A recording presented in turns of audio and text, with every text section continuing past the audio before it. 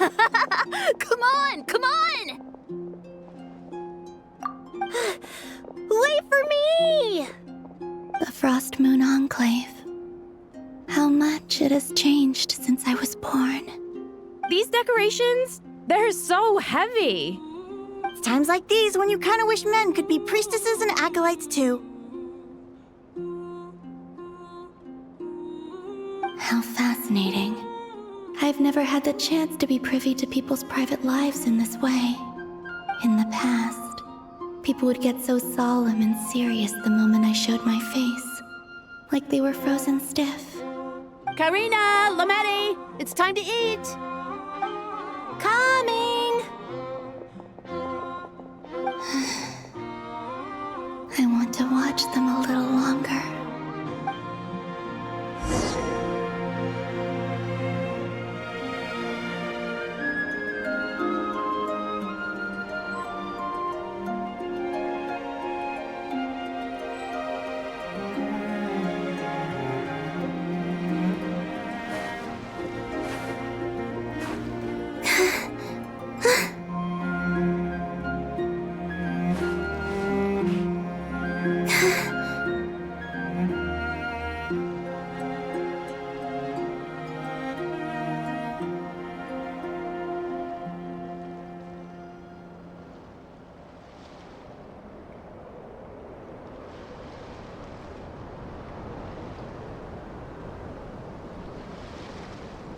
So just fill these balloons with air, right? Yep. Try a couple now to test things out. The rest can wait till Moon Prayer Night. Think fast. Rita! Teasing an acolyte of the Frost Moon Scions? Surely that's a punishable offense. Take this!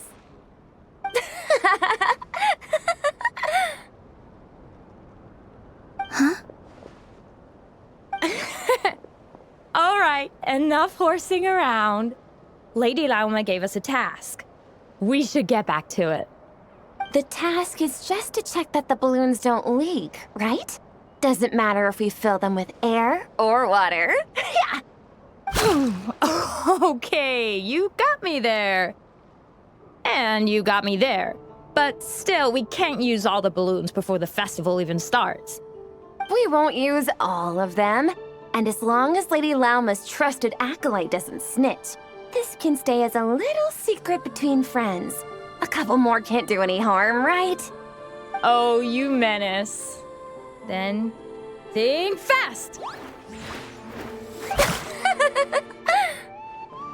Is pumping a balloon full of water really so much fun?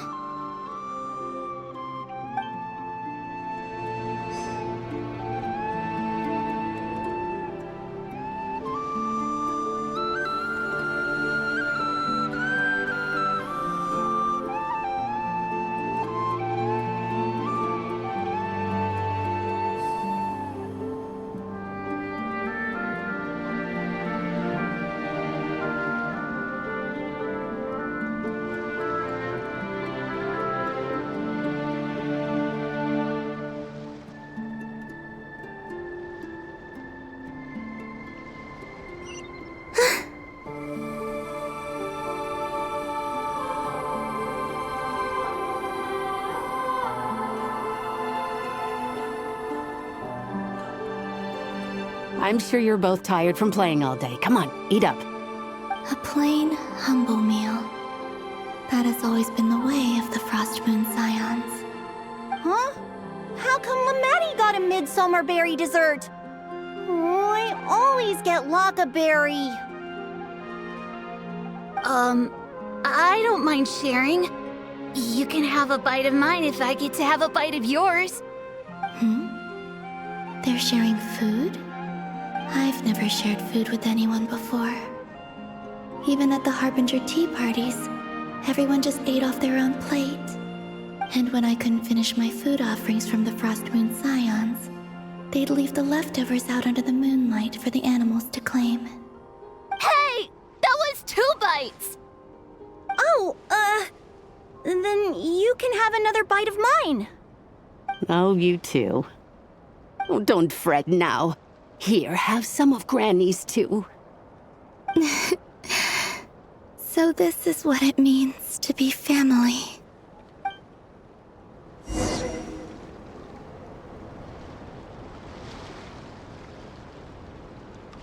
Yes! Yes! I'm seeing so much that I'd never usually get to see. They'd never act like this when I was around. It's nice, being able to just watch people in peace in these final moments. What a rare opportunity. I think I'll go take a look around Nasha Town, too. Maybe the Traveler will be there.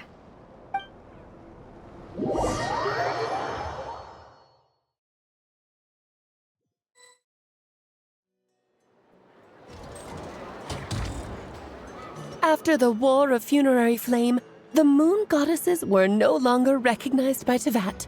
They lost the whole foundation for their existence. That's why the Moon Goddess's strength is fading. She cannot withstand the world's rejection of her.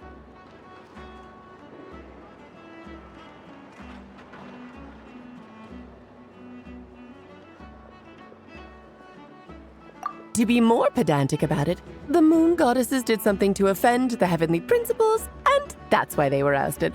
Something of a recurring theme in Teyvat's history. Theoretically, speaking so candidly should put me in their crosshairs too, but they can't tell me what to do. I'll say whatever I want. Anywho, the Moon Marrow energies were but a drop in the bucket for her, and that battle against the Ray Hair of Solnari only weakened her further. Fortunately, it happened close enough to Moon Prayer Night when the Kuvaki concentration here is high. That's the only reason she managed to survive this long. What do you mean, fortunately? You said she disappeared. We're too late. Oh, what a headache. I thought this was all common knowledge. I guess I have some more explaining to do. Okay, buckle up. It's time for another lecture.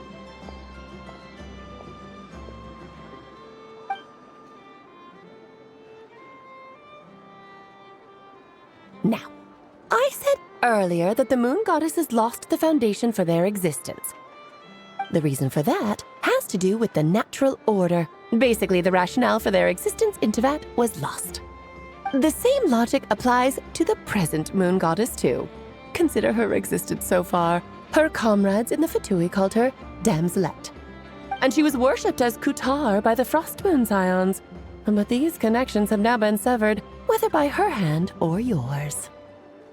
So, the rationale that once sustained her existence is now gone. Wait, we did that to her? Oh, well, strictly speaking, yes. But let's not start pointing fingers, shall we? I'll only end up as the big bad villain, and that's not the kind of final boss I want to be.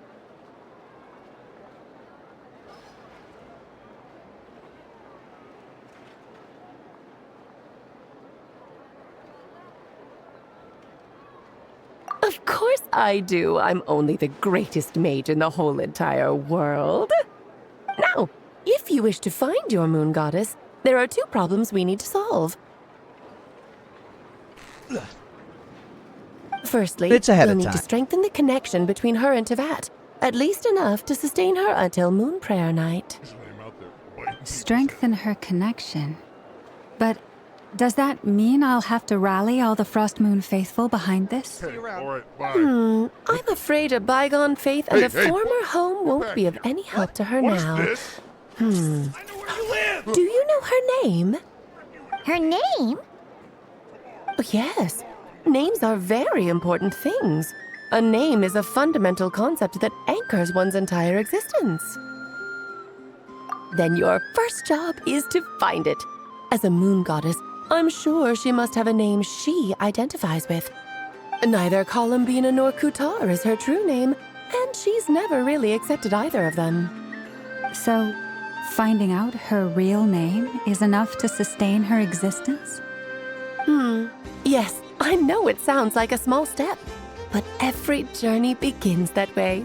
So for now, that's all we need to focus on. The second problem is with her plan to use the moon marrows to return to the moon. Unfortunately, piercing through the false sky will take an enormous amount of power. Given her current condition, she won't be able to provide anywhere near enough power, even if she recovers her physical form. But no need to fret. Nicole's the expert in this field, and I'm sure she'll figure something out. Wait, Mage N is going to help us out too? That means we've got 2 Hexacircle mages on the case. This is turning into a pretty big deal. Actually, this is more of a side quest for me. Like you said, I'm a busy lady, so I can't stay for too long. I'll have to return to Tibet's border soon.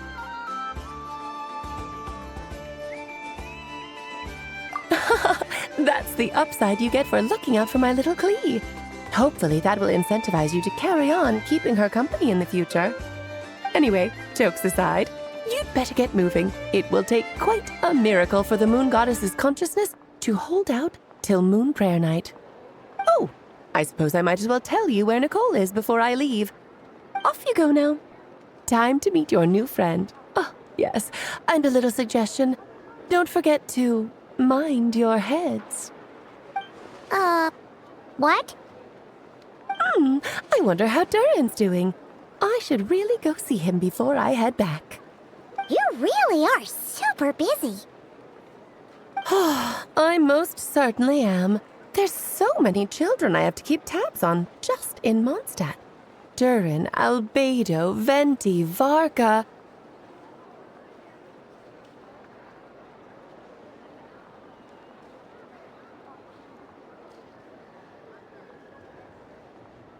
Klee didn't make the list, huh?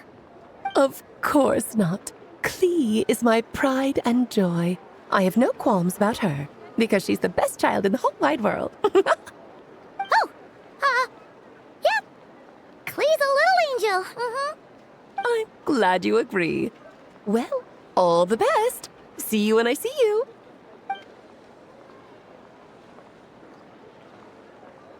She left in a hurry. Yeah, she didn't pack up her stall. Should we handle it for her?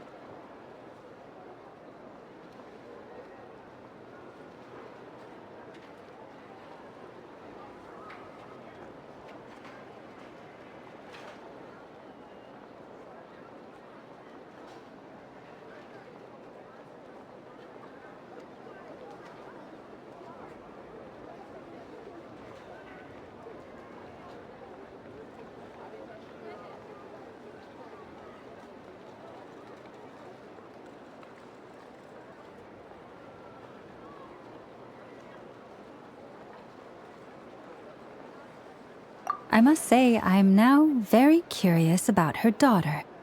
Klee, wasn't it? What's she like? That's a long story. Come on, we'll fill you in as we go.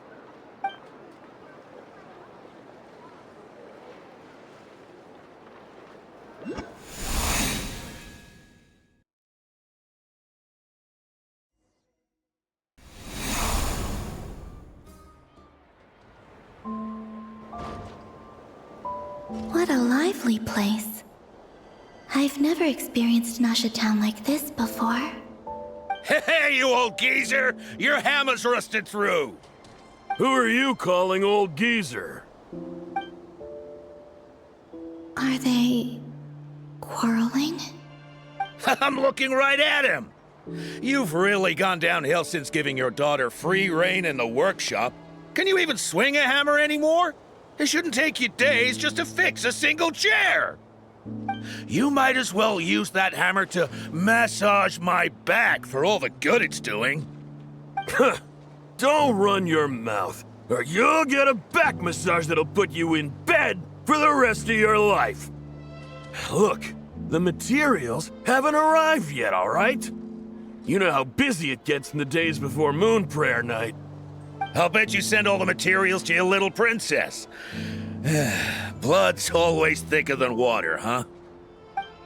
All right, you've made your point, Uncle Koski. As soon as the materials arrive, fixing your chair will be the #1 priority. And Dad, if you've got time to chat, why don't you lend me a hand, See? Lolka knows what the score is. I guess they're friends. But the way they spoke to each other was so ugly. Then again, it wouldn't be the first time I've seen something like this. Columbina!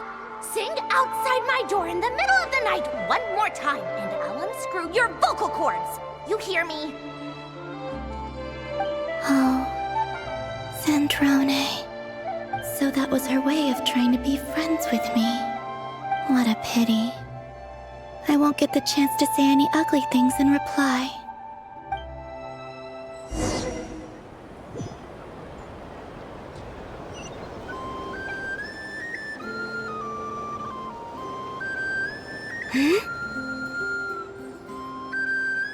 Hey, have you decided what to give her for Moon Prayer Night?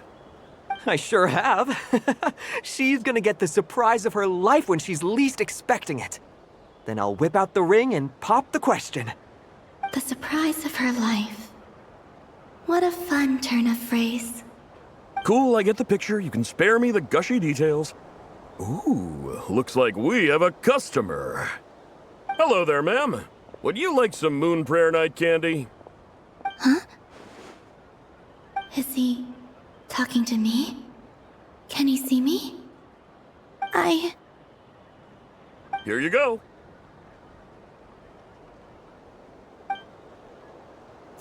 Oh.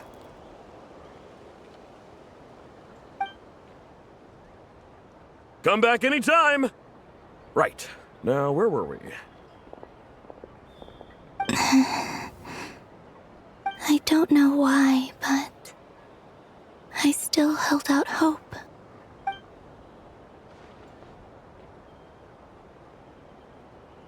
The most important thing right now is to find that mage. This name thing seems super important too, but where do we even start looking? I'd better go pay the Fatui a visit.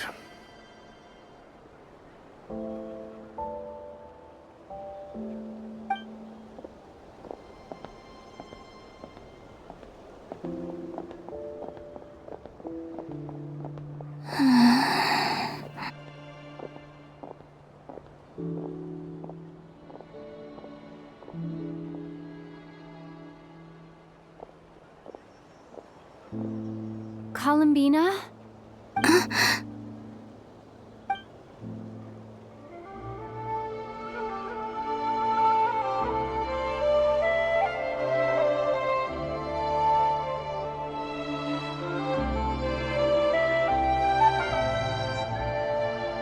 Traveler? Let's go! This is no time to be spacing out!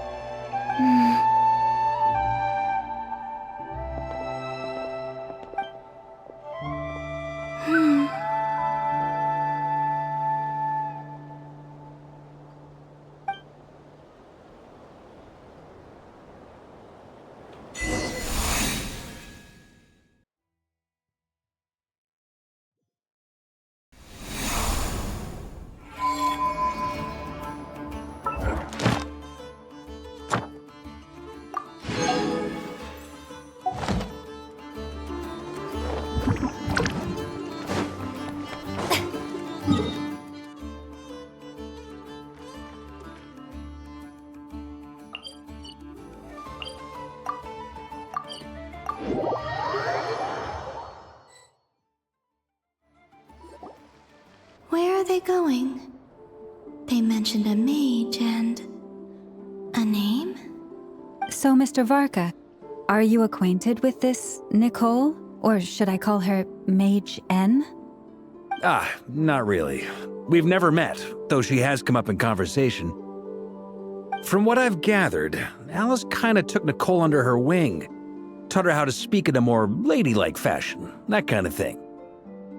Huh. Hard to imagine Alice as an etiquette coach. Yeah, Alice is a larger-than-life personality, I'll give you that. But then again, that's why she's able to draw such an eclectic mix of people into her inner circle. If I remember correctly, being an interesting person is actually one of her main entry requirements. So, if you ever wanted to join the Hexenzirkel, I'm sure you'd both be eligible to apply. Hey! Don't go around making promises on Alice's behalf. I wouldn't dare. I'm just trying to paint a picture of the Hexenzirkel for you. Okay, sure. Anyway, since none of us have ever met Nicole, how are we supposed to find her? We can't just go up to every woman in sight and ask, "Hey, are you Nicole?" Maybe something she's wearing will give it away? Like a windbloom pinned to her chest or something. Wait a minute. Alice never said Nicole was from Mondstadt. Oh, true.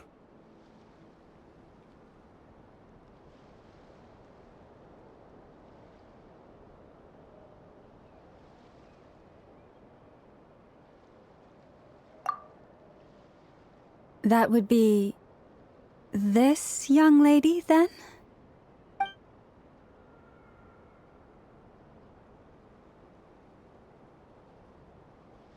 Hey there! Sorry to disturb you, but... are you Miss Nicole? Varka, Knight of Boreas of the Knights of Favonius. Alice might have mentioned me before. Mm-mm. Have we got the wrong person? Sorry. Well, this is awkward. When I shook my head, I meant, no, Alice hasn't mentioned you before. Huh? Where is this voice coming from? My apologies.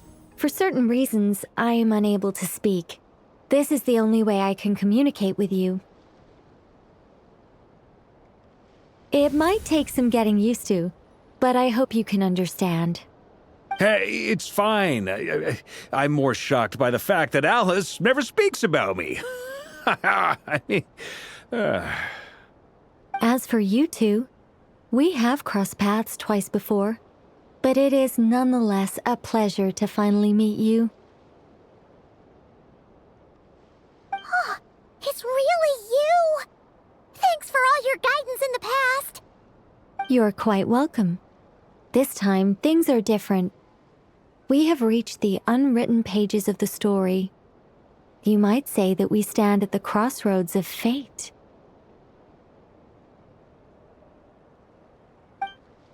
Now then, allow me to formally introduce myself. My name is... No, stop! Alice! I can't believe it! I had a whole speech prepared. I'd agonized over every single word. She always picks the worst moments to ruin other people's plans. I'm so sorry about that. Alice took the liberty of devising some bespoke self-introduction magic for each member of the Hexenzirkel. But I could have sworn I deleted all of the triggering conditions for it. How did it bypass everything? Oh gosh, this is so embarrassing. This is a very different side of Nicole than what we're used to. Is she not used to face-to-face interactions? Don't worry about it. We've seen that introduction magic once already, so it wasn't too much of a shock. Please go on, Miss Nicole. We'd love to hear what you have to say, or... well, communicate. Huh? Are they talking to this lady? But... Will you all promise to forget that horrendously embarrassing introduction? Sorry? Embarrassing? When?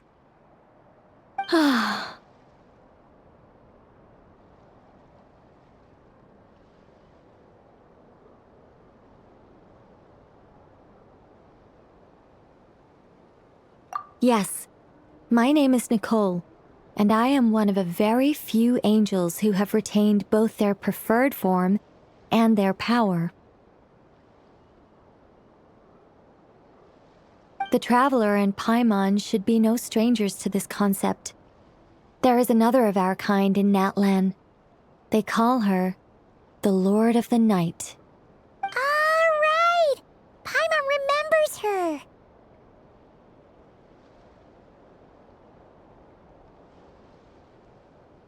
Yes. Well, I have retained more of my power than she. It's because I don't have a long-term duty to fulfill. To be more specific, no. We'll be here all day if I get into the specifics. Moving on. If I'm not mistaken, you are here because you wish to learn how one might reach the moon beyond the sky. That's right. Is that something you can give us any guidance on? Yes, I do know a way. It began with the Hyperboreans, who lived after the War of Funerary Flame. Blank looks. Maybe I should start with the background of the war. Or maybe not. It shouldn't be an issue. I'll fill in the gaps for you when we have more time. Anyway, after that war ended, the three moons retreated to beyond the false sky. The Hyperboreans were humans I once aided. They accepted the civilization and creations bestowed upon them by the angels. But despite accepting many blessings of the angels, many among them still held on to their faith in the moons. They were reluctant to accept the new order, even after the War of Funerary Flame. They sought to contact the moon goddesses beyond the sky and receive their guidance. But all three had passed away by that point.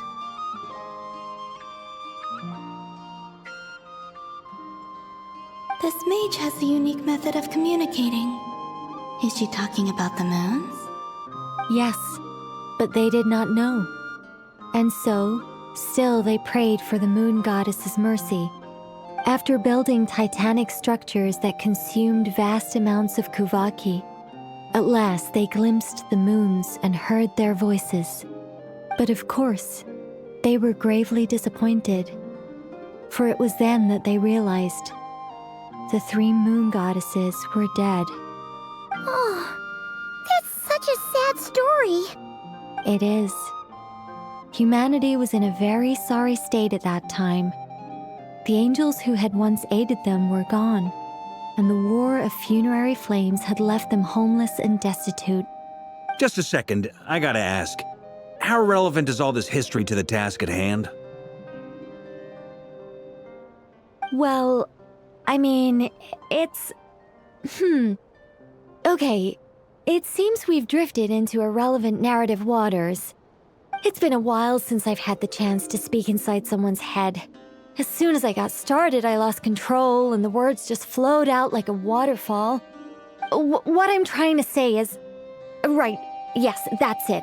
The relevant part is the ritual created by the Hyperboreans.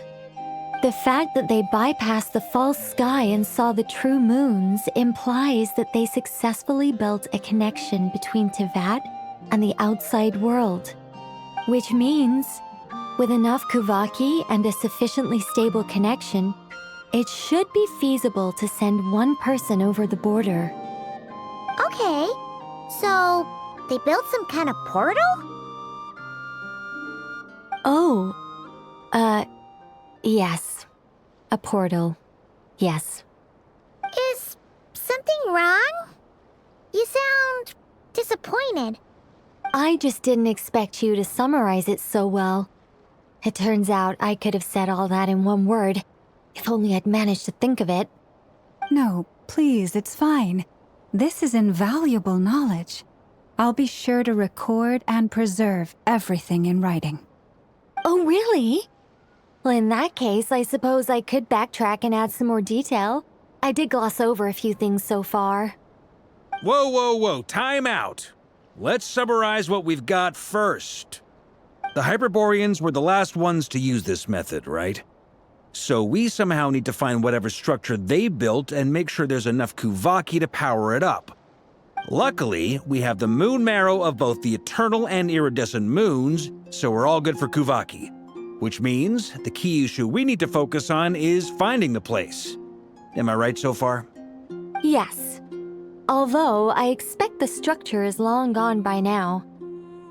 That said, what if we could take advantage of the phantoms to travel back to a time when it still existed? Well, travel back isn't quite accurate. It's more like we'd be creating a handshake between 2 points in space-time. We wouldn't even have to pick a time when it still existed.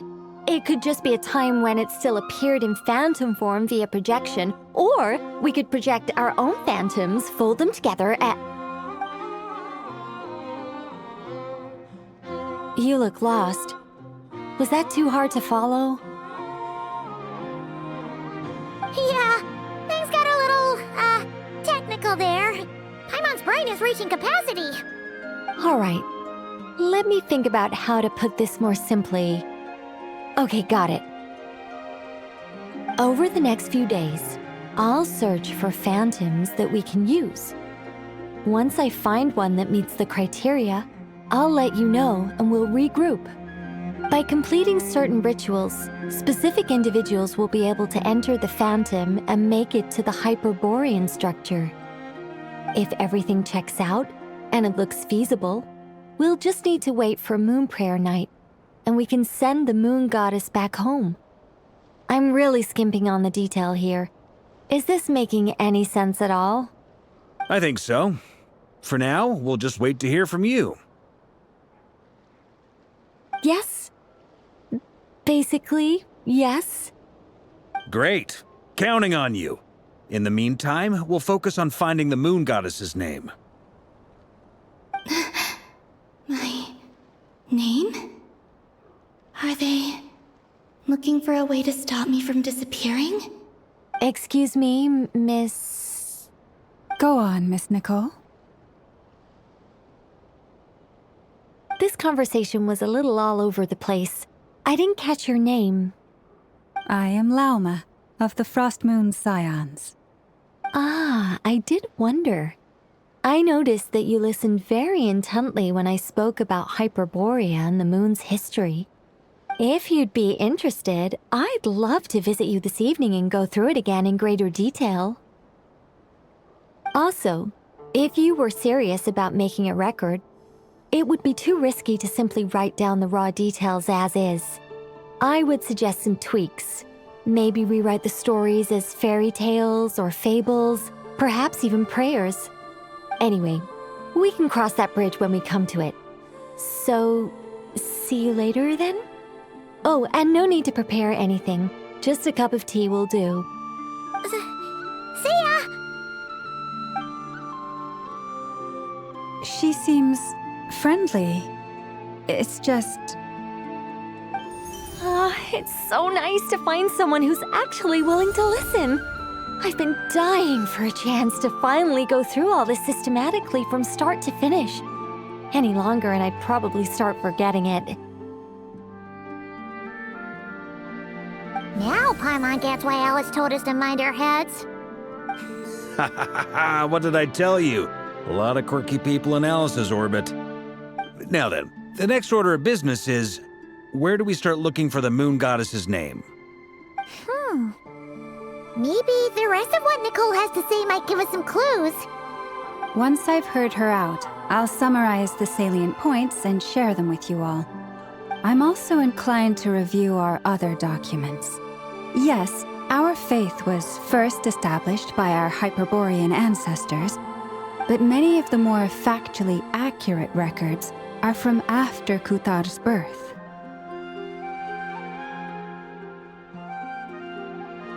Sounds like we're gonna follow Kalabina's journey through Teyvat, huh? In that case, We'll start by heading to the Frost Moon Enclave. Sounds like a plan. Take this with you. I'll see about getting in touch with the Fatui. It'll probably just be Arlecchino and Sandroni again. They're the only ones who would want to help. Thank you, Mr. Varka. Don't mention it. Honestly, I'm more comfortable dealing with the Fatui than prying into the details of a young lady's childhood. Catch you later. I should follow them, just in case there's some way that I can help.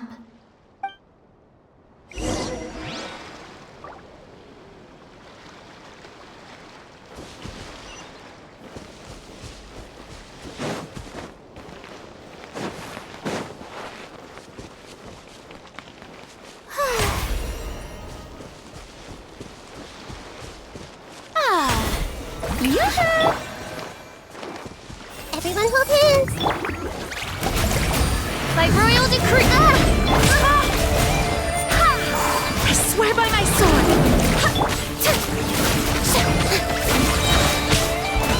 Let the world collide! This way, turn a little.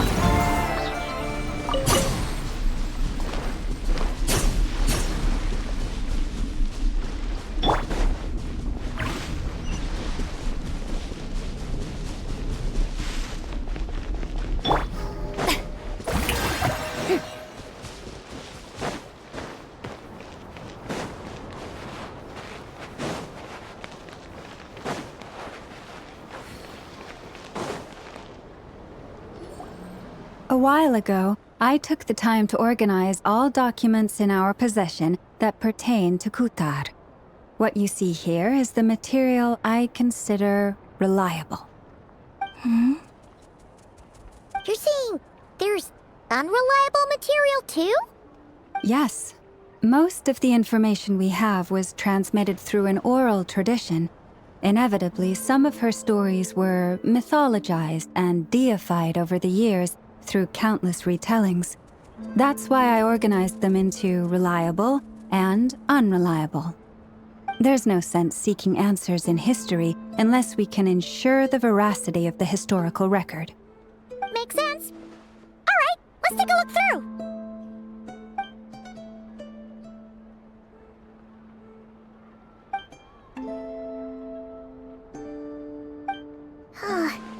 Almost all these records refer to Kutar instead of Columbina. Although neither of those is her real name. Paimon's not sure what point she's trying to make. What we can gather from these records is that the Frost Moon Scions worshipped her as a god, placing impossible expectations upon her.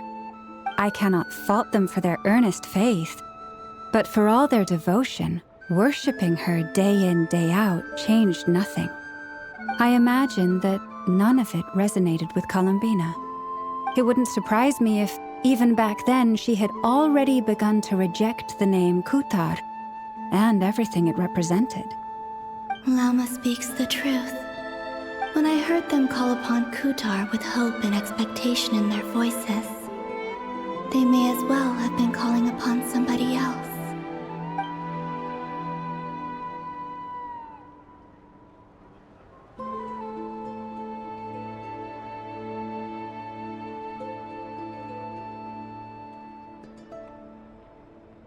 Well, that's a bit complicated. I looked at the level of detail, perceived authenticity, prose style, and how realistic their portrayal of Kutar seemed to be. Amongst the Frost Moon Scions of today, only I know of her existence, and I alone have spoken to her face to face. As such, I know that there are certain things she simply would never do.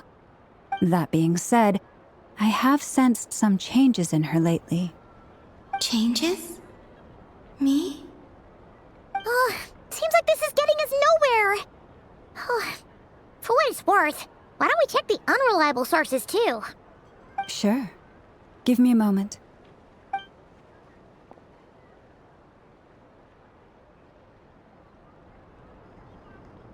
Exerting but a fraction of her divine might, Kutar sheared a great mass from the snow-capped mountain and cast it into the sea.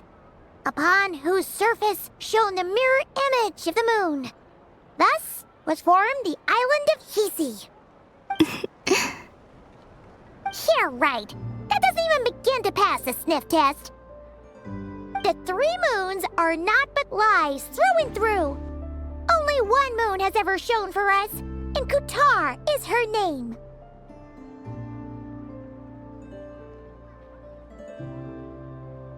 The vast majority of ancient texts are filled with fanciful tales like these.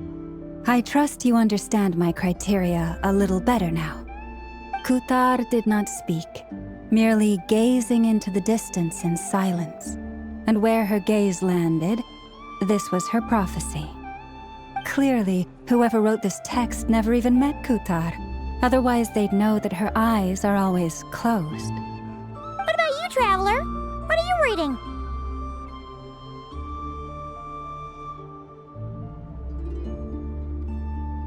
Come on, let Paimon see.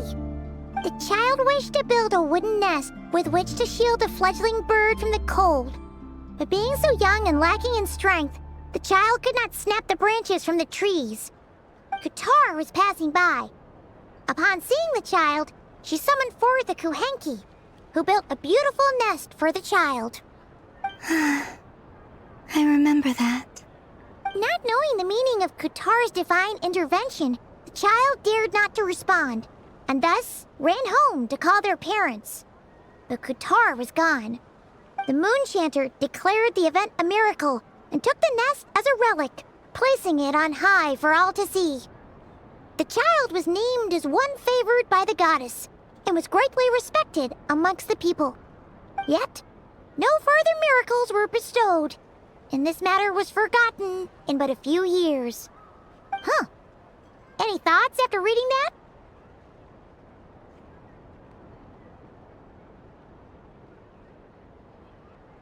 Yeah. Columbina probably just wanted to join the kid in making nests.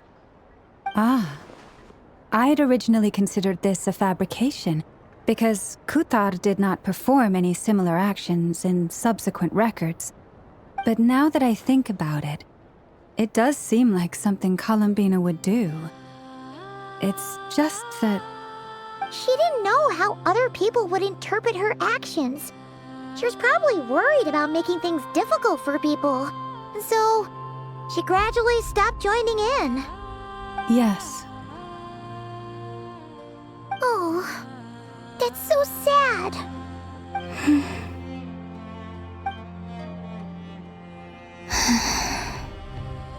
And now, I can make no such gestures of warmth, even if I want to.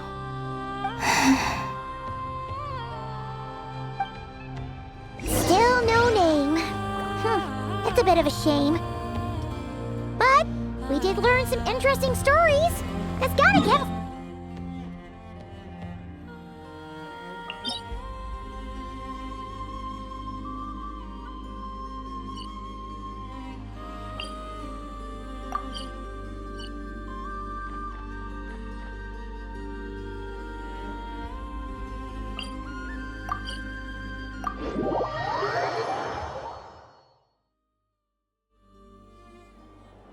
So you can build them that big, huh? Amazing. It's just that... Oh, wow! Fancy meeting you here. Could this be my lucky day?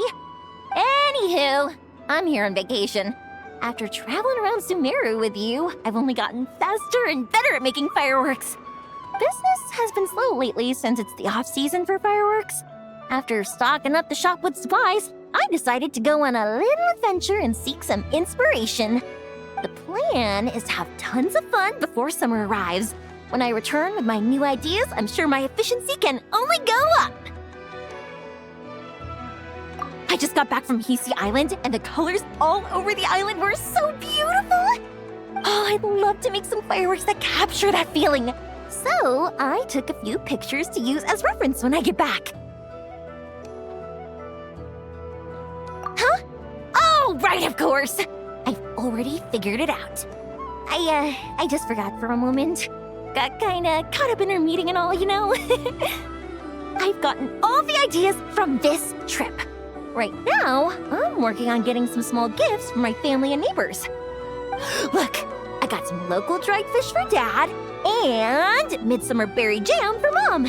They're both specialties from around here.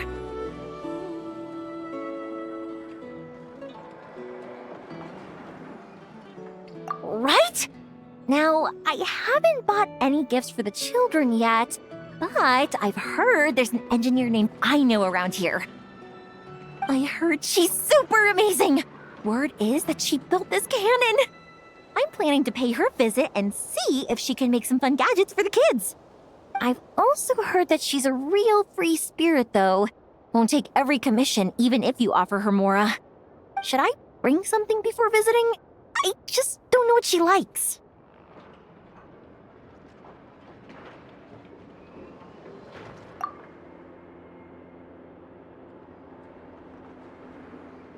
Huh. So, Aino's a kid? And her family members are machines she made herself while living alone in her workshop all this time? That's amazing! The kid next door would cry non-stop if left alone for just one night. It would take the neighbors the whole day to calm things down after. By contrast, it seems like the people of Nasha Town already see Aino as a mature mechanic, not as a child who needs their coddling. Still, just how many nights did she have to spend all by herself before Neva came into her life?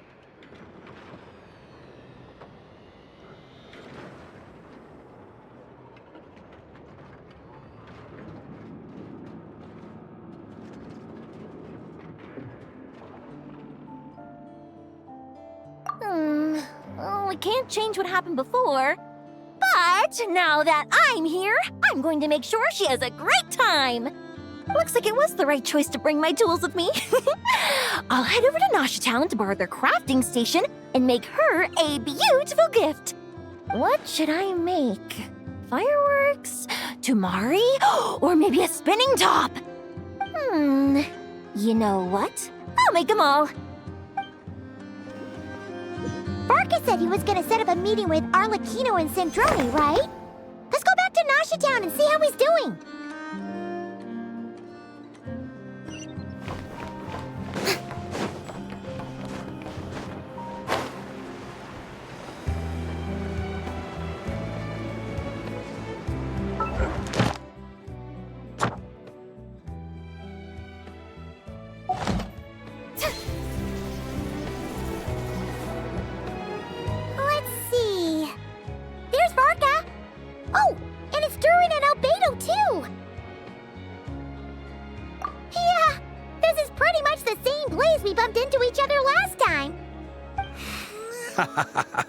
I convinced them to stick around a little longer. We were all waiting on people, so I figured having a little company would help pass the time. Ah, so you've been waiting for us? Does this mean that you've already arranged things with the Fatui? Sure does. Now you're back, we can go meet up with them together. How'd your investigation at the Frost Moon Enclave go? Well, we didn't find out Columbina's true name. But apart from that, it went pretty well.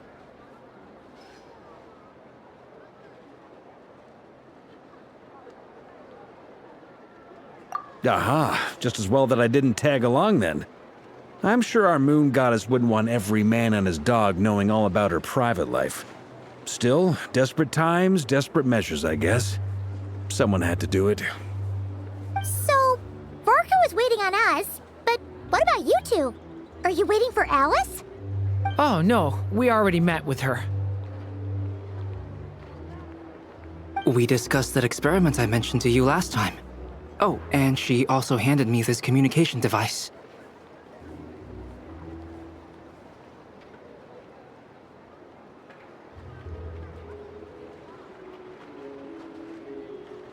That's right. I understand she informed you about the relationship between the Phantom phenomena and Tevat's borders, yes? She wants me to help her with some more experiments on that front. She said that she'll contact me through this device with more information. Ah, I see. Following instructions and making observations. Pretty common research method. Takes me right back to Albedo's lab.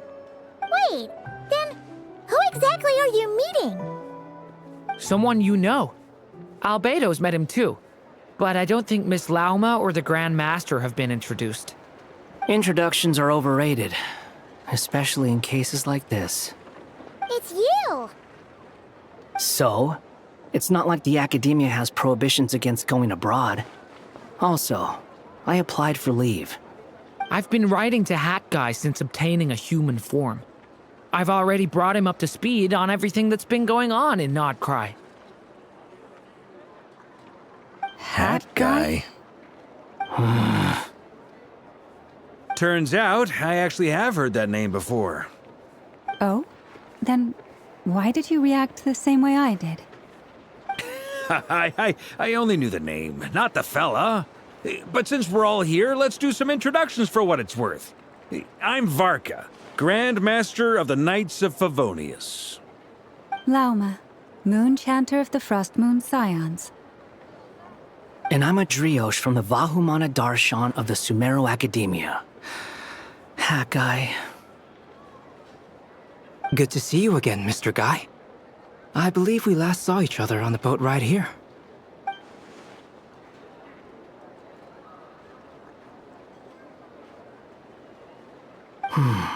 Mind you, the only reason I came here is because there's someone I want to look into. Who's that? The Doctor, also known as Dottore, second of the Fatui Harbingers.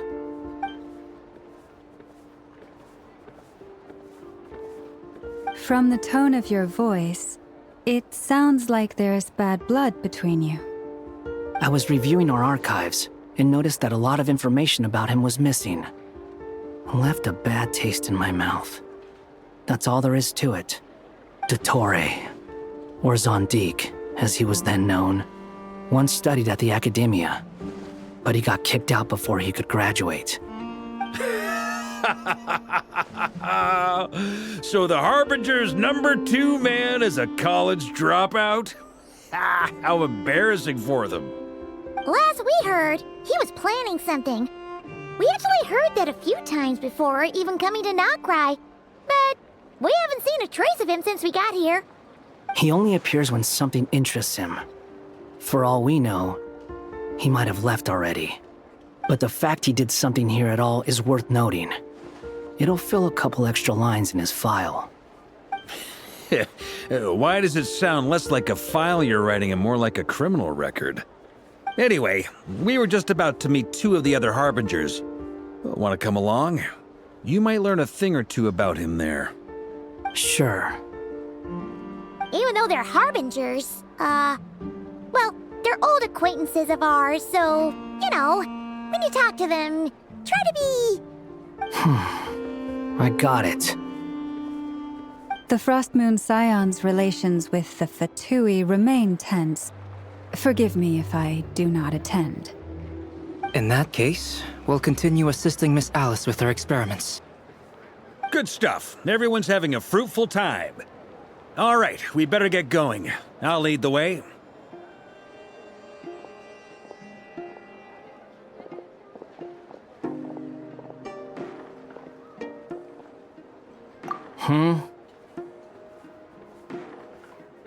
Well, yeah. That's obviously part of it. But I'm not the only one who has a score to settle with him. Neither you, nor Lesser Lord Kusanali, nor I want to see him meddling with things again.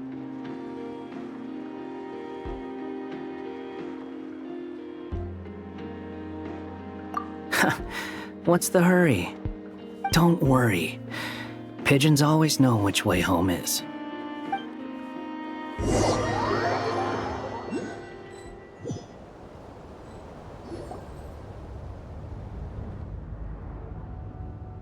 You made it. Who is this? A scholar from Sumeru. They call him Hat Guy. He's an old friend of the Travelers. Wait, this is the Academia representative you wrote about? He doesn't exactly look the part. I believe this will prove my identity. You'll notice it bears the seal of the Sanctuary of Surasthana. Well, what do you know? so it does. All right then. My mistake. It's fine. I expected as much. What? So as I mentioned in my letter, the Academia's got its eyes on Dottore. But this matter remains top secret. Apart from those assisting in the investigation, the fewer people who know, the better. If anyone asks, I'm here in Notcry to pursue my personal academic interests. Gotta say, Varka, you did pretty well to keep all this under wraps for so long. Sounds like you got in touch with the Academia about this way back. you flatter me.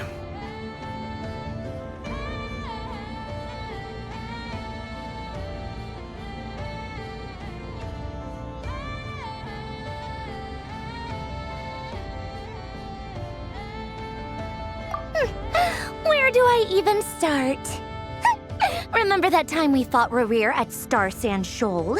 He sure let me have it then, didn't he?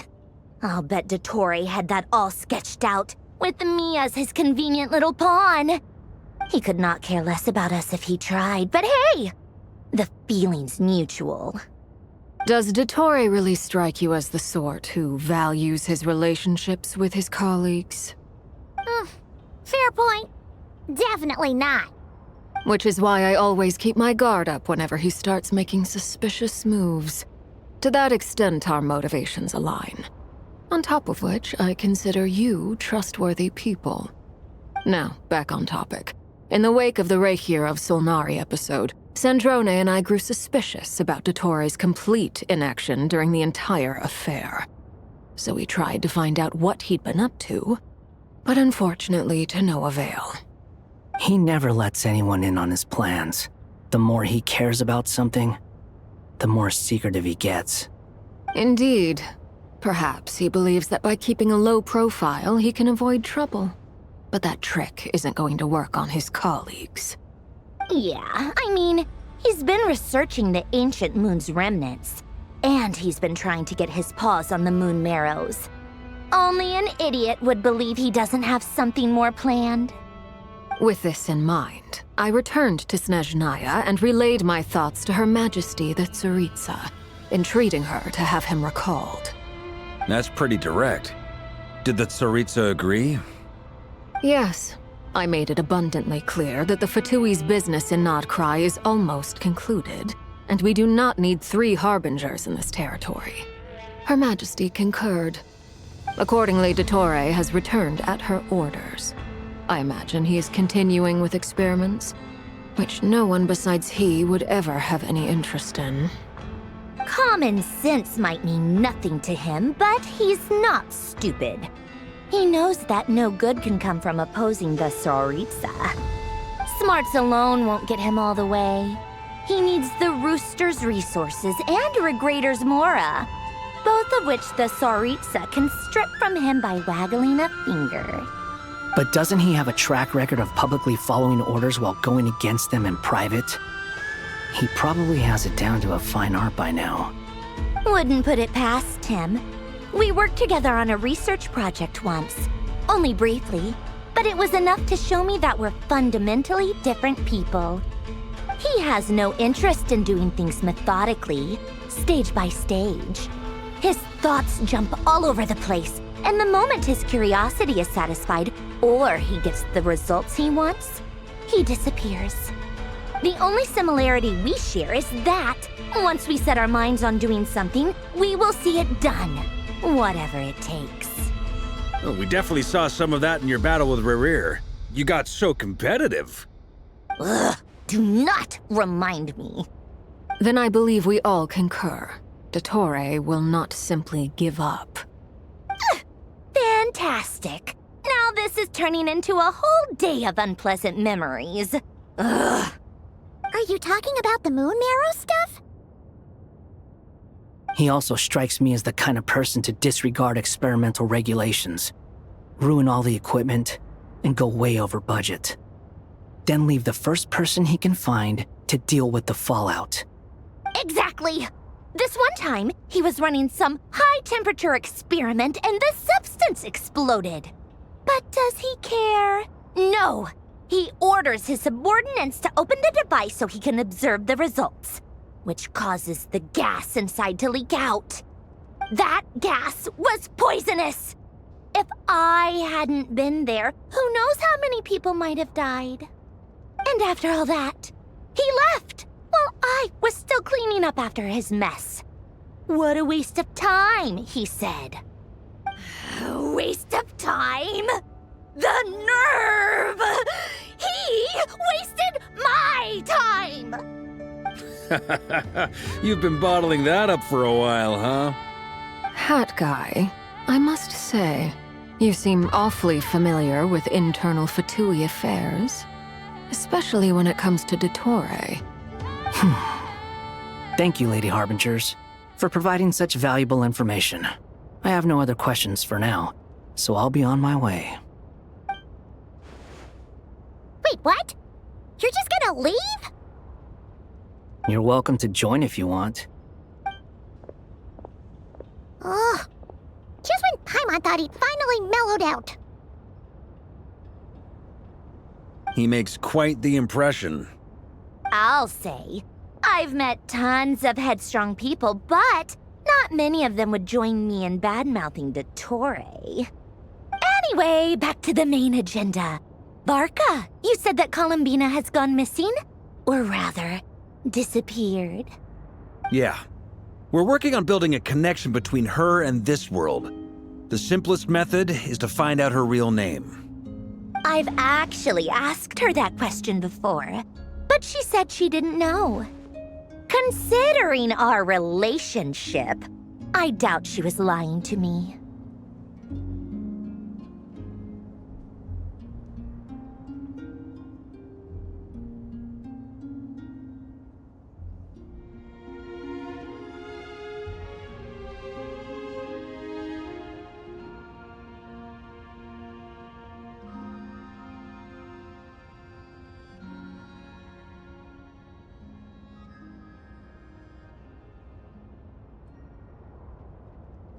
As far as I recall, she was never dispatched by Her Majesty to claim a gnosis or anything like that.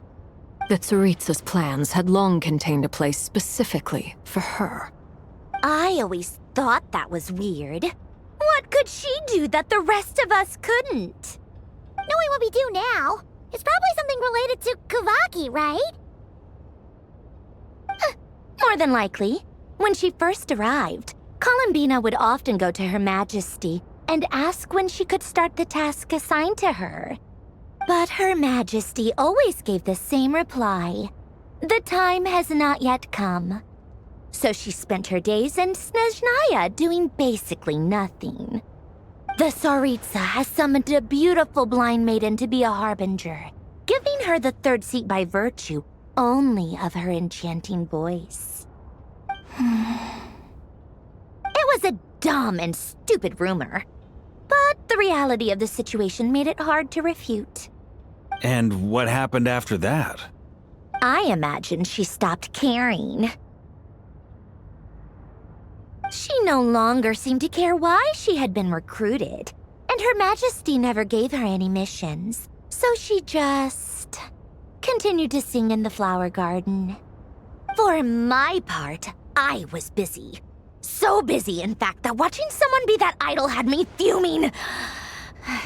But still, I got the sense that she had long been used to a life of other people claiming she was needed when she wasn't.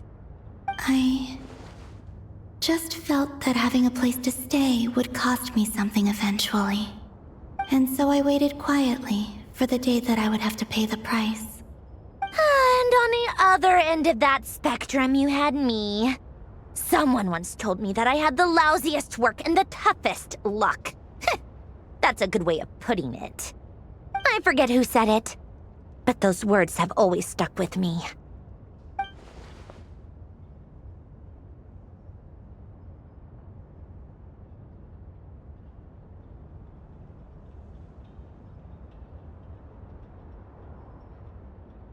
But you've done your job exceptionally well all this time.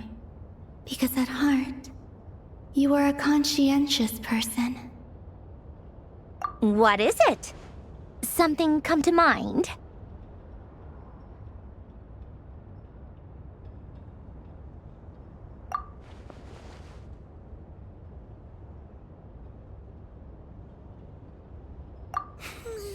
That makes sense. Nothing screams you are needed like your name shouted from across the town.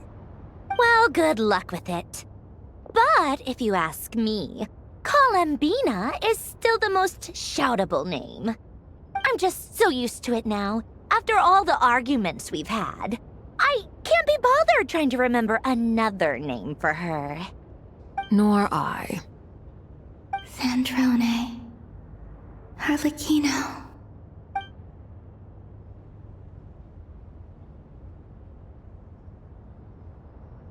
Huh! It's a Sealy! Does that mean Nicole has news for us? Ladies, I thank you for your hospitality. If the chance ever comes up, I definitely owe you both a drink sometime.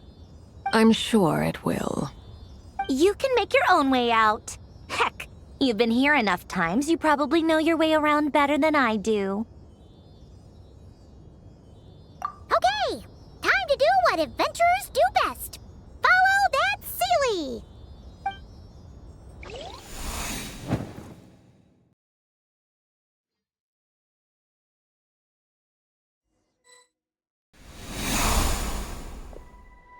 Here you are.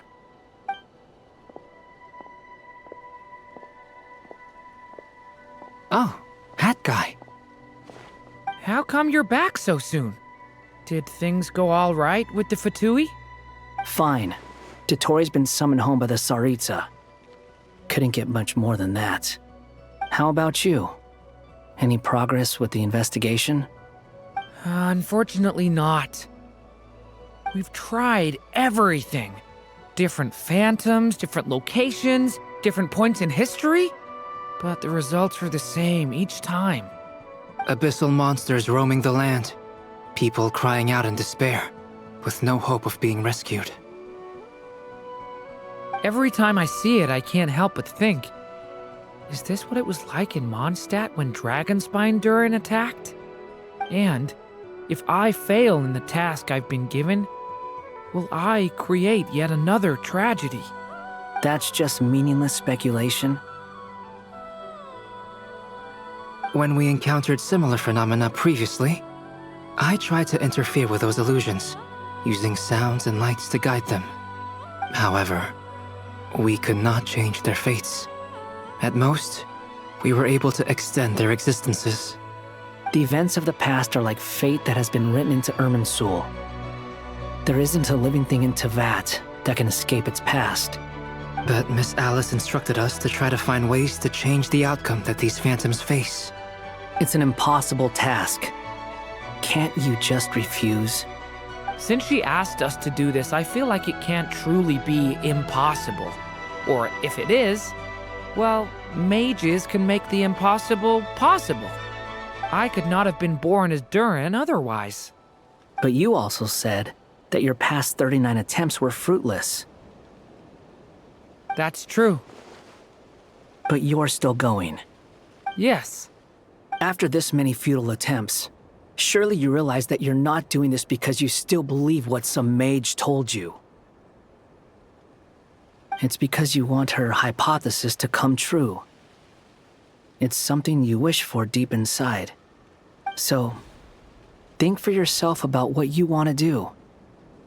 As long as you don't believe it's futile, it isn't. Yeah. Previous experience indicates that we cannot touch the phantoms, which limits the effectiveness of our interventions. If we want to clear this hurdle, we need to break this rule somehow. Same thought here. Following the same rules means repeating the same failures. Reducing ourselves to mere playthings of fate. So you mean we need to figure out a way to make contact with them despite knowing that we can't? Yes, and I suspect that's something only you are capable of. Everything in Teyvat is logged in Irminsul, but the withering that once occurred in Sumeru was a sign that the Great World Tree was being corrupted. This corruption allowed things that should not have existed in Tevat to appear. This is tantamount to rewriting reality to an extent. You're saying abyssal power might be able to affect those phantoms? No one's ever tried it before. If you're gonna try it, it'll take courage. And you have to be confident that you can control it. Is anyone there? Has anyone seen my daughter? She's missing. I have to find her. I hear someone inside. Spargana? Are you in there?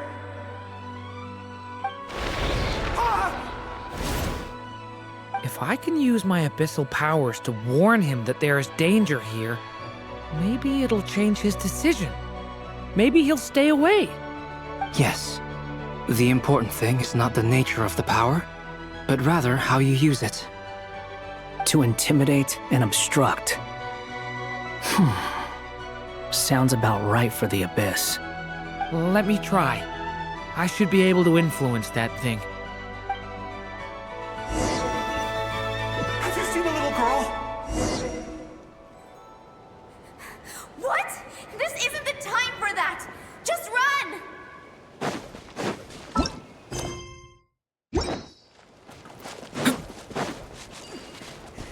I hear someone inside. Spargana? Are you in there?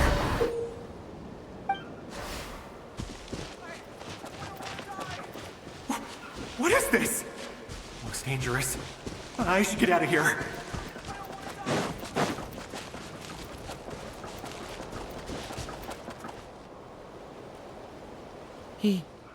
He really left.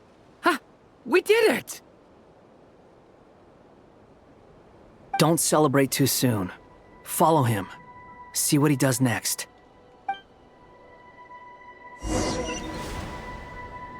Monsters approaching from the front. You need to stop them and create an opportunity for him to hide.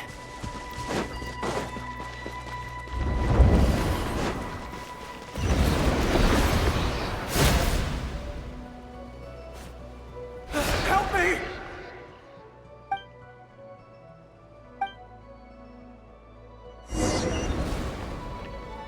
Monsters approaching from the front. You need to stop them and create an opportunity for him to hide.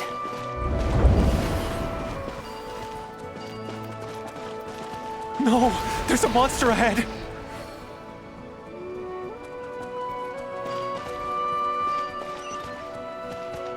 Wait, is that the barrier I saw earlier? Why is it appearing now? It's as if someone's controlling it.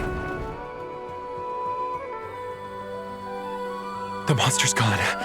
Is it safe? The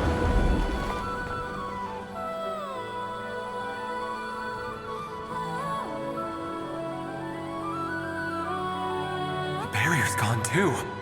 How odd. Anyway, I guess I'll keep going. Quickly, let's keep up.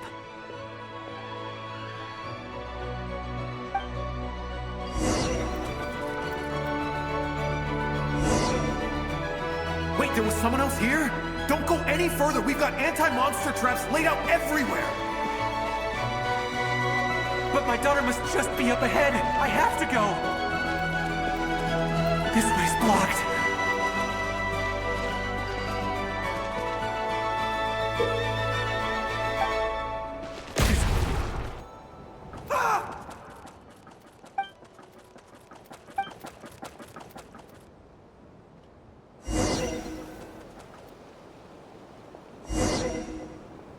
Wait, there was someone else here?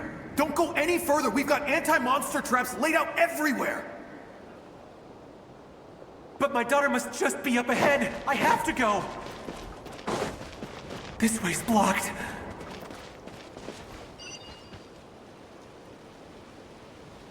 We might be able to use the explosives over there, but we need to take care not to hurt him.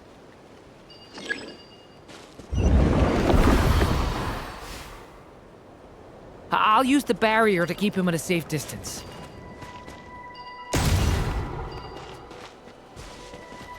This barrier seems to be helping me somehow. Hey, wake up! Oh, Good. Gotta keep moving ahead.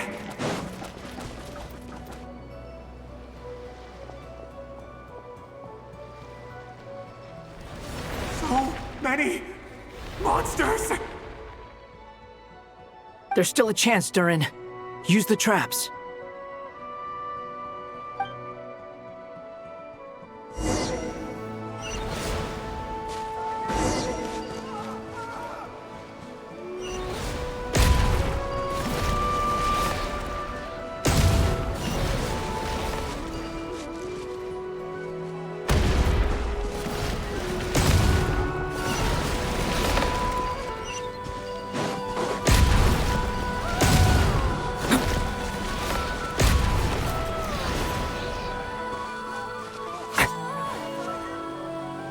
This is a new development. I've never seen this happen before. We might just be able to save this person.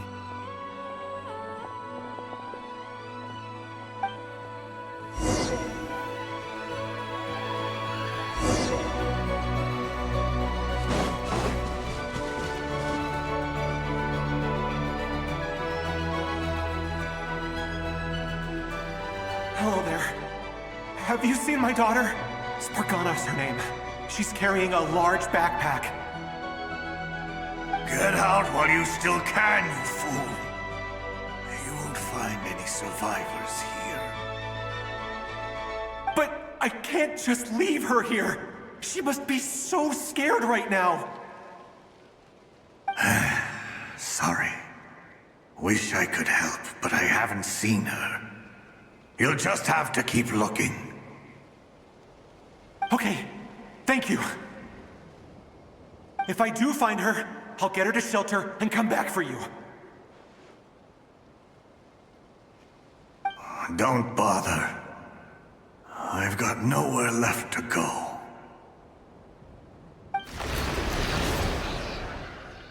What's that noise? Monster! No, if he goes inside, he'll be walking into a trap. Let's try this once more. This time, we have to stop him.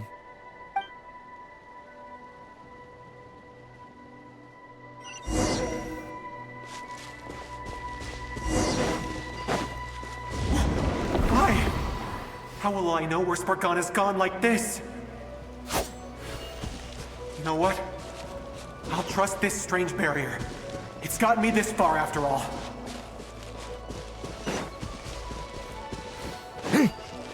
What? What's this? Hey! Let us out! Spargana, are you there?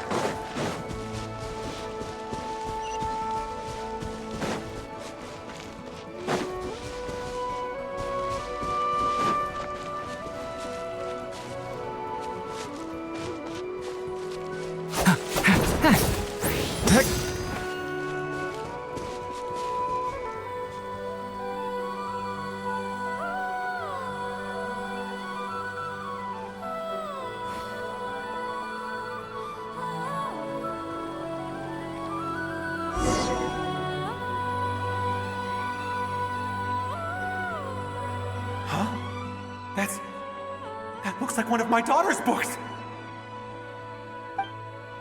Oh, thank you. Thank you. Yes, it's one of hers for sure. That's her name on it right there. She left her backpack here.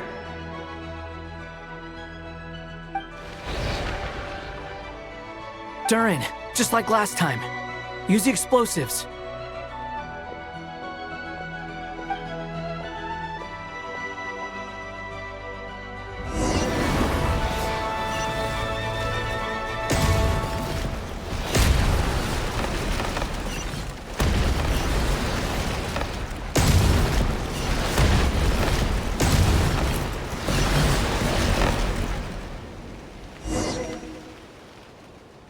It won't work. There's not enough left. If he makes it in, he'll die. But then, this clue could be the key to him finding his daughter. It might not be the only one. Better he misses that clue than loses his life. I guess so.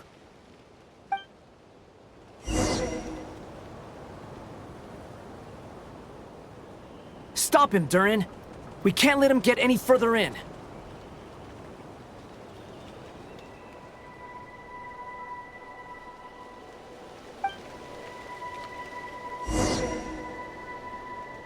It won't work. There's not enough left. If he makes it in, but then... It might not be the only one. Better he misses that clue. I guess...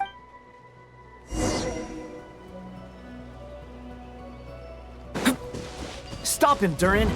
We can't let him get any further in. That's my daughter's book! She's passed this way! Why? Why won't you let me go in?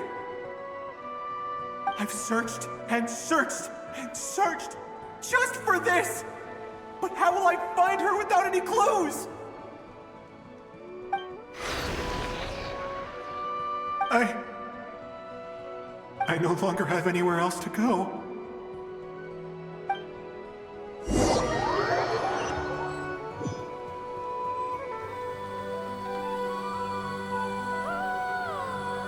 I'm sorry. I'm so sorry. He refuses to go anywhere else. Whether he opens this door or not, all that awaits him now is death. We couldn't change his fate. Albedo? Hat Guy? Let's try one more time.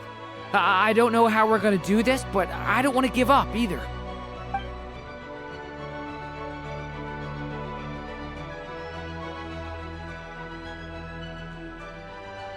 Why am I here? What's going on? All these scenes running through my head. Where are they from? Huh? What's going on? His reactions have changed. How many times have I... What's happening to me? Huh? Wait. Who are you? You can see us now? I feel like I always could, but that I only just realized you were there. I'm sorry, I don't know how to describe what I'm feeling. But you were the ones guiding me using that marked barrier, right? I haven't done anything yet, but those monsters, those deaths, they feel like memories. Like things I really did experience. I won't find my daughter. In fact, I'll ultimately die trying to find her. Isn't that right? Well, no, it isn't. Yes, it is. Even so, we're trying to find a way out of this. You've not seen my daughter either, have you? It seems she really isn't here.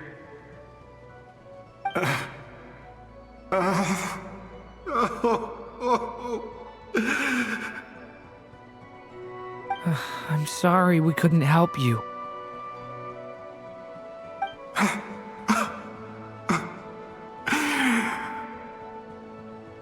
I'm just tired. Maybe this is destiny.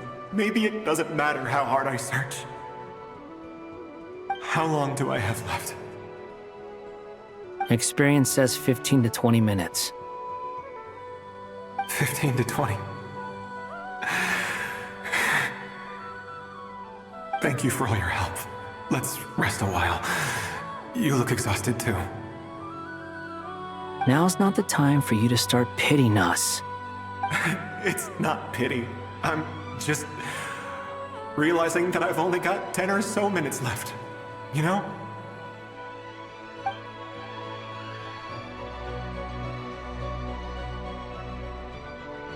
You say you're from Mondstadt, yes? A place with windmills, where people enjoy limitless freedom? And you're from Sumeru, where they've built an academy into a giant tree? Yes. It seems you've never heard of either place. Those names are unknown to me, I'm afraid, yes. Have you heard of Hyperborea? I have, but I heard that it was destroyed in the distant past. I see. That was where my ancestors once lived. What about Delphi Pytho? Was it later rebuilt? I've never heard that name. Then what about Salvindagnir? I have seen that name on stone tablets on Dragonspine. But I'm afraid the only things left of that place are its ruins. I see. Sure enough, there was no way to turn this around, huh? I'm sorry. I was the one who asked to chat, but it seems like we're too many ages apart. There's barely any common ground to start from. It's all right. We did hear something new, at least. From how you speak of your lives, things must be going all right for you, I guess. They are. Mondstadt is a place of freedom and happiness.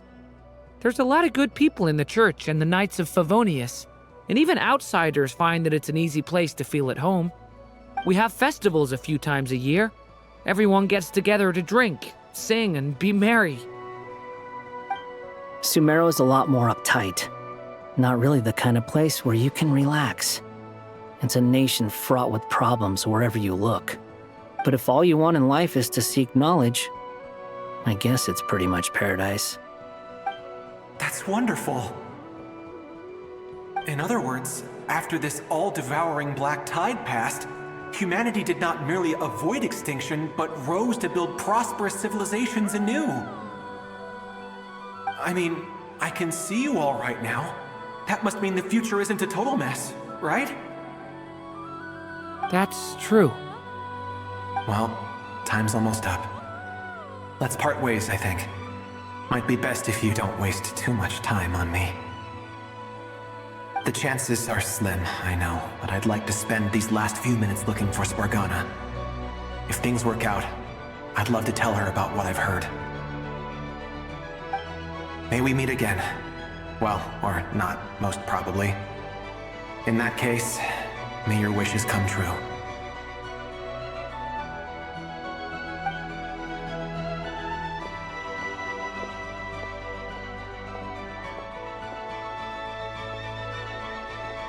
He's gone.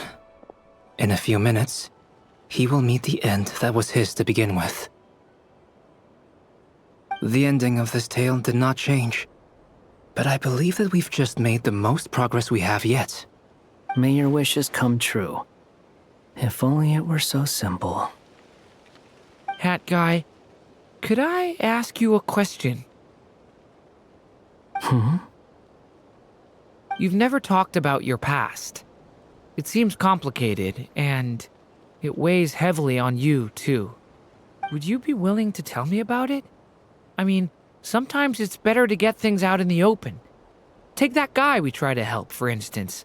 At least he said goodbye with a smile, right?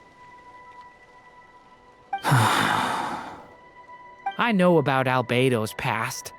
Our experiences are very similar, and he created me. As for you, you're my first friend, and you've witnessed every step I've taken. But by comparison, I know nothing about you. Either way, I mean, we're still best friends. But if I knew more about you, I might understand your thoughts a bit better. I've told you about myself. I'm a student at the academia. And what did you do before that? Prepared for the entrance exam? All right.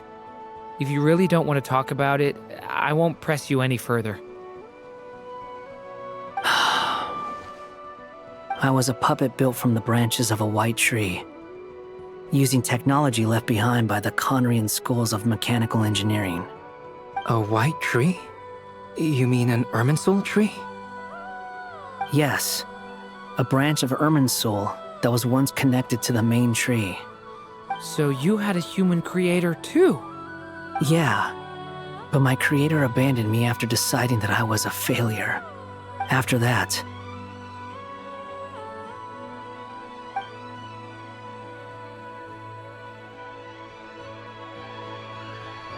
Durin, resisting the influence of the Abyss, suppressing the urge to destroy, trying to do the right thing. None of these things are easy, but no matter how hard they are, trying to rewrite past wrongs is far harder. You asked me if you would create a new tragedy if you failed. I told you there was no point speculating about that. But the real answer is, yes, you absolutely will. That guy. But at least you've got people here to help steer you away from the wrong path. So, just keep aiming towards the light. I will. I promise. All right, break time's over. Hello? Durin speaking. Hello, friends, it's me. What have you been up to, I'm detecting some unmistakable fluctuations here at the border. The amplitude isn't particularly high, but they're completely different signals from the ones before, and the scale is comparable to those I've detected previously. Alice, we were unable to save that person. However, he appears to have retained a portion of the memories gained through that cycle, and was able to hold a conversation with us. I see. Well, that is rather odd indeed. It definitely merits further attention. Could I trouble you to keep trying the same approach? I need to gather some more data. Counting on you. I should probably have Nicole come and check this out as well.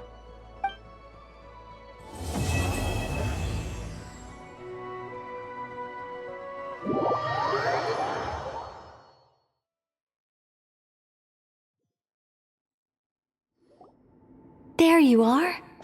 I was worried you might stop to collect treasure chests opened by the Seelie along the way. It would have taken you so much longer to get here. Another conversation I cannot hear. I am delighted to see that you understand what takes priority, and that your adventurer's instinct has not swayed your resolve.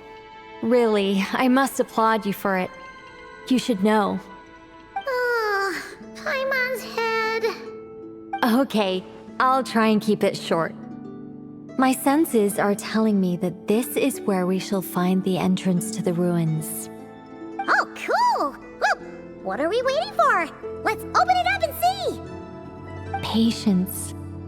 This was a sanctuary of great importance to the Hyperboreans. A special process is required to open the gate. Oh! Like the place that housed the Eternal Moon's marrow?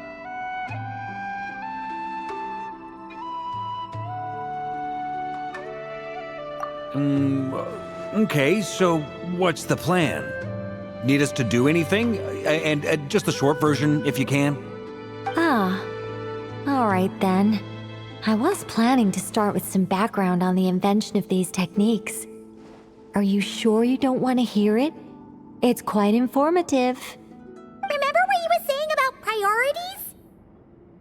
Fine. Simply put, we need 3 human representatives to successfully undergo a process of Kuvaki resonance. Think of it as a test from the 3 moon goddesses to see if the entrants are qualified, with the most recognizable qualification being Kuvaki. Pretty sure Lauma would ace that test. Oh, wait. But we need 3 people. I also have no doubt that the Moon Chanter would be qualified. But we would need 2 other people with the same constitution. Therefore, the most feasible method is not so much to follow the rules, but to figure out how the test functions and find a workaround. I've done some research, and it turns out the mechanism is rather crude. We'll simply need humans to stand before it who have sufficient Kuvaki energy within them. I'm with you so far. How do we get the Kuvaki in them? The easiest way would be transfusion. Take some Kuvaki from Nodkrai's soil, put it into the bloodstream, and get it circulating in the body. So we're going to cheat on the test? Precisely. There are other methods, but this is the simplest one. Cheating the system is much easier than trying to hide from it. Sorry? Does the idea of cheating upset you, Miss Lauma? No, that's not it. I suddenly had an idea. Oh, what is it? It's about Moon Prayer Night. I figured out a way for Kutar to join in the festivities. But as Paimon said, we need to have our priorities straight. Let's get back to the test. I'll follow up with Nefer on the festival arrangements. Oh, okay. Anyway, is this really the best method we have? A Kuvaki transfusion sounds dangerous, no matter how you slice it. If you think that's dangerous, wait till you hear the other methods. I'd be more than happy to go through them if you'd like. There are several. No need, we're good. Let's go with this one. Very well. Kuvaki transfusion it is. Now, I should mention that the risks can be greater or lower depending on individual compatibility. It would be rash to simply infuse the Kuvaki and hope for the best. If the body rejects it, the reaction can be quite severe. The symptoms are similar to another condition that some people living here suffer from, known as congenital Kuvaki sensitivity. So, before we execute our plan, I will perform a simple test of my own to see who is compatible and who is not. Once that is done, we will have to complete the resonance process as rapidly as possible. The participants must remain stationary while the Kuvaki circulates and bonds with them, and they mustn't eat or drink anything. What? No eating or drinking? That's some hardcore fasting. They'll all be monks by the time they're through.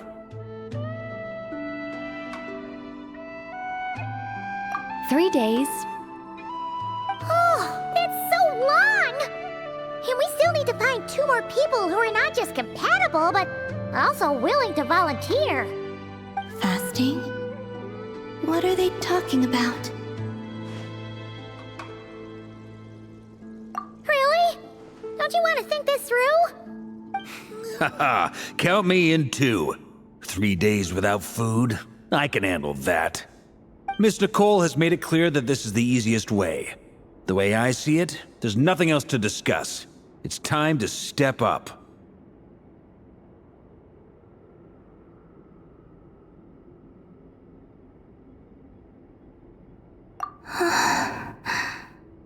Yeah, you're right. In that case, Paimon volunteers to be captain of logistics. She'll keep the fires lit and grab some spare clothes to keep you comfortable.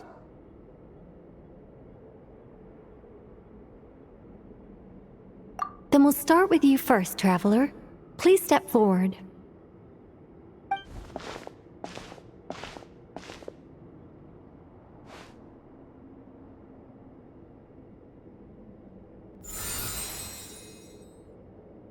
How's it going? Do you feel anything?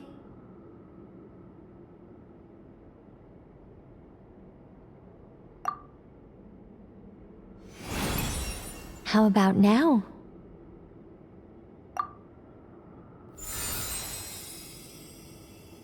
And now?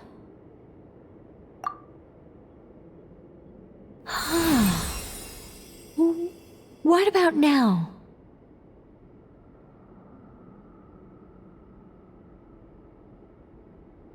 You guys, it's not a competition, you know. All right, I'm officially impressed. Even as a descender, you can withstand far more than I imagined. It's like I summoned a giant stone titan to arm wrestle you, and your arm hasn't even moved an inch. In my last attempt, I infused 5 times the amount of Kuvaki required. Yes, safe to say, compatibility won't be an issue for you. You're eligible to join. You're next, Mr. Varka. Sure, here goes nothing. All right, I'll start where we left off. 5 times the required Kuvaki dose. Whoa, whoa, whoa, hey, wait a minute. How's it going? No, not great. I kind of want to puke. Feels like I've been drinking too much. A few bottles of wine, then a big stein of Dark Horse, with some hard liquor from Liyue mixed in. You think this is funny? I just lost to a young lady in an arm wrestling contest. I'm never gonna live that down. My apologies. I'll lower the concentration and try again. Oh. How's it going now? I'm not as dizzy as last time, but I can still feel it pulsing around. In that case, you wouldn't be an ideal choice, Mr. Varka. Let's try someone else. Okay. Let's go ask some of our other friends then.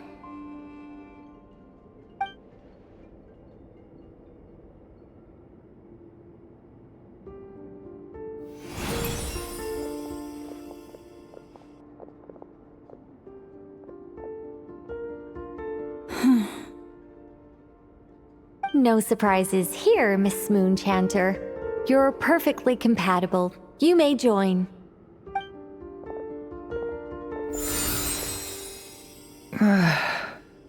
I'm getting a slight headache. Shame. You were so close. Whoa! I'm itching all over! Allergic reaction. We can't have that. Huh? Well, are you gonna start a what? The Hexen Circle is an organization that cares for and protects children. We will not have them do dangerous things. Not even tests.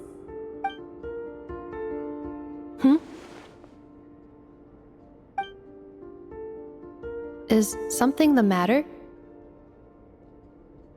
The candidates have to be human. I guess that rules me out too. Huh. Everyone except the Moonchanter got beaten. Guess I don't need to feel so bad after all. I mean, looks like this isn't gonna be as easy as we thought. Perhaps I could ask for volunteers among the Frost Moon Scions.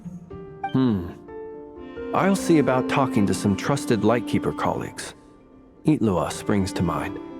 In fact, I think we had some former Frost Moon Scions join our ranks recently. Can you give me the scientific explanation for how the test works? I can probably make some kind of test bot. Then we can just zip through Nasha Town, going up to people and pressing a button to check their status. Wouldn't that be way easier?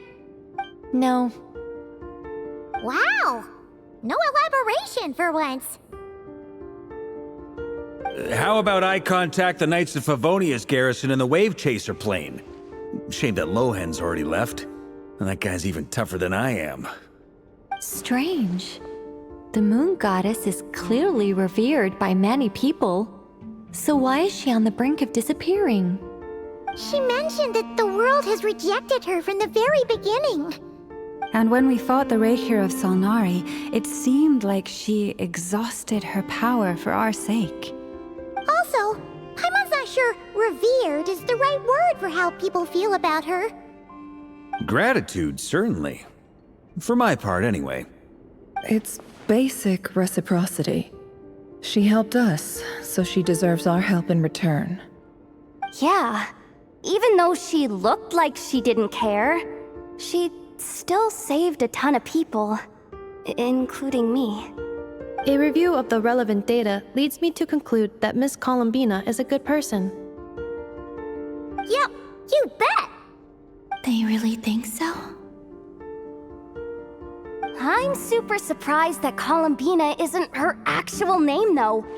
I think it really suits her. It's light and graceful and... yeah, just a really pretty name. I know, right? Unfortunately, that's not our decision to make.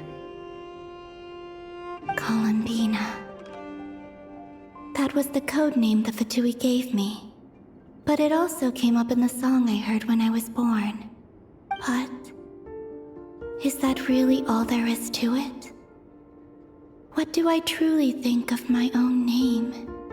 Is there anyone left who will still call me by that name?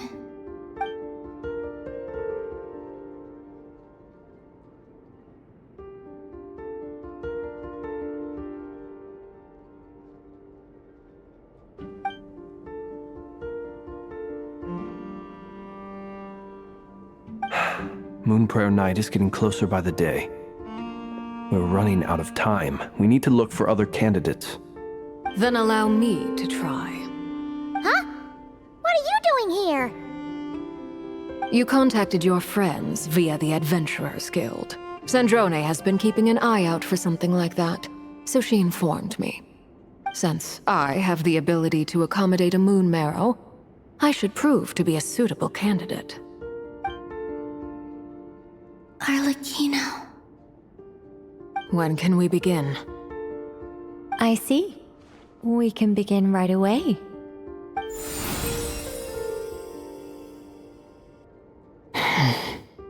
How was it? Did you feel any discomfort? Not at all. Then it seems we shan't need to look for additional candidates after all. Great! Cool. Alright, like Paimon said, the rest of us can take turns making sure the three of them stay warm and comfy. Then, my job is to take care of the caretakers. I will ensure everyone receives food and accommodation.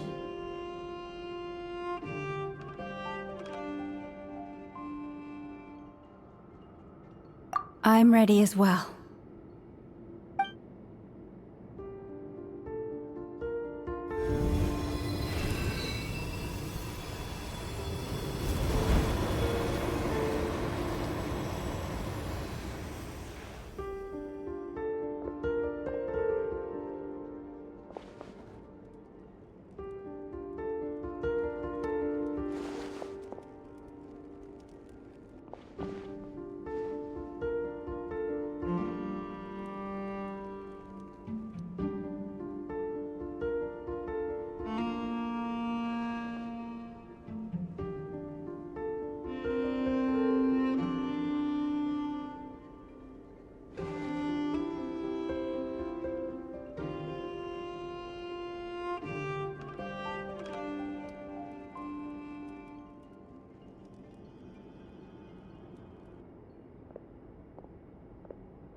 The work is done. The sacred scroll shut. The stars grow dim, the people silent. The white sun sets, the silver moon rises. O path to the temple, appear now before us.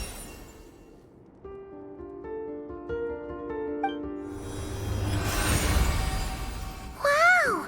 It really opened! So that's what all this is about. They've been trying to open this gate. With a calm mind, this proved not too arduous. Come, let us enter. It might be best to eat something first. Take care to chew properly and swallow slowly. It will give your body time to readjust to the digestion process. They will head in soon. They will need to enter this gate.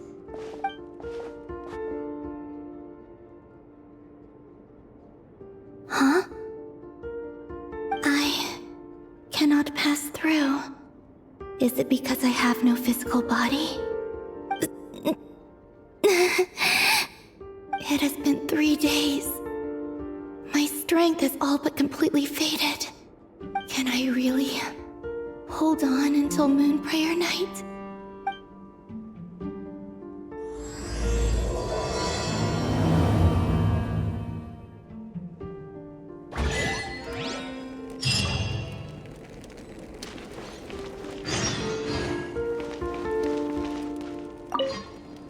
It's good to know you're all well. Puts me at ease.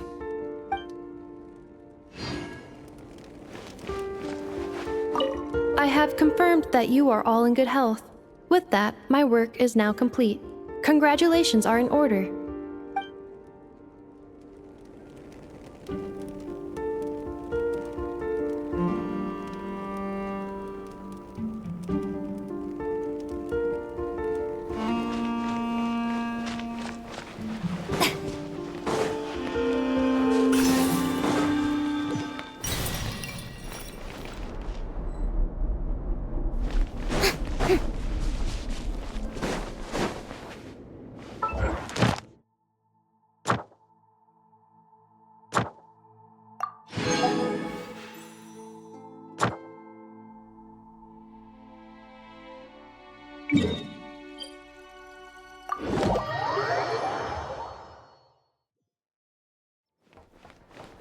Add Astra.